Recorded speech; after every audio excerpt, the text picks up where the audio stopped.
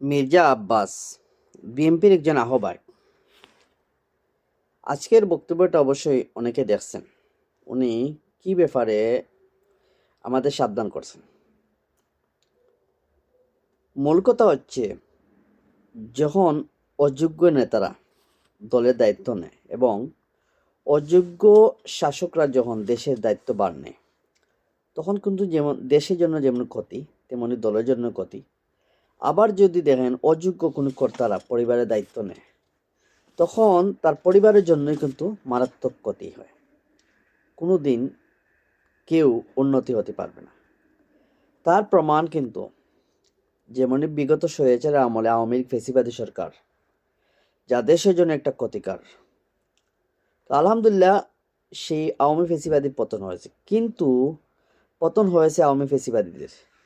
কিন্তু আরেকটা অযোগ্য একজন নয়, কয়েকজন নেতার আমি দেখলাম একটা দলের দায়িত্বরত আছেন, বিভিন্ন পদে বিভিন্ন জন আছেন। আর এই দলটাও নাকি আবার দেশের বৃহত্তম রাজনৈতিক দল। আমার পরিবারের অনেকেও নাকি সেই দল করে, আবার ওখানে ভোট দেয়। আমি বলছি বাংলাদেশ জাতীয়তাবাদী দল বিএনপির কথাই বলছি। বিএনপি কিন্তু অনেক ভালো দল, কিন্তু দুঃখের বিষয় এই দলটাকে কিন্তু ধ্বংস করার জন্য পায়তারা করছে কিছু লোক।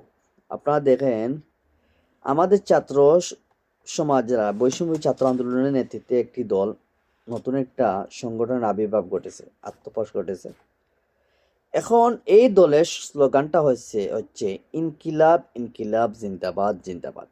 আবার যদি দেখেন বাংলাদেশ জামায়াত ইসলামের স্লোগান, তো অবশ্যই এটা তো নতুন স্লোগান নয়, এটা পুরাতন স্লোগান। এটা শুধু জামায়াত ইসলাম নিজে তা নয়, সমস্ত ইসলামী দলের স্লোগান নারে তাকবীর আল্লাহু আকবার। আজকের বক্তব্যে আমি মির্জা আব্বাসের মুখে শুনছি যে উনি দলের ব্যাপারে সবাইকে সাবধান করেন দুটি স্লোগানের বিষয়।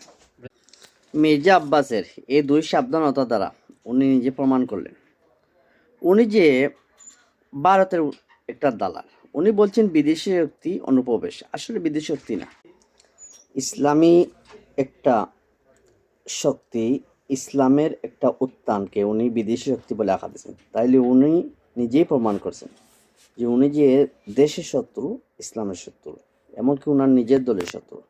তাই ওনার ব্যাপারে সচেতন হওয়া উচিত মনে করি আমি দলের যারা তৃণমূল কর্মী এবং যারা দেশকে ভালোবাসেন, এবং সতর্ক হওয়া উচিত স্বয়ং তারেক রহমানেরও।